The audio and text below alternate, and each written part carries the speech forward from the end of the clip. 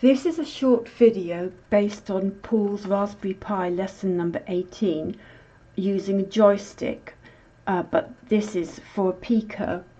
The joystick is connected to 5 volts, analog ground, ADC 0, ADC 1, and for the X and Y, and the fire button is GPIO 16, as you can see.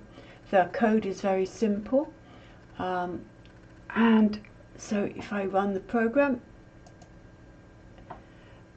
you can see the values are very big, and that's because the values that come from the joystick are range from 0 to 65535.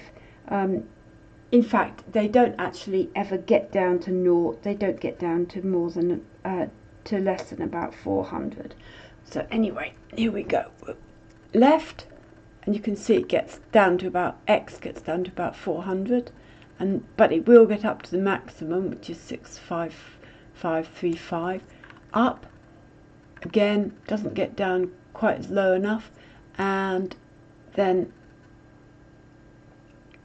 they're both up because that's bottom right.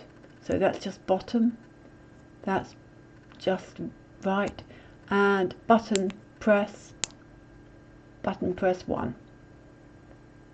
And there you have it. Very simple, just to see whether the same theory can be used.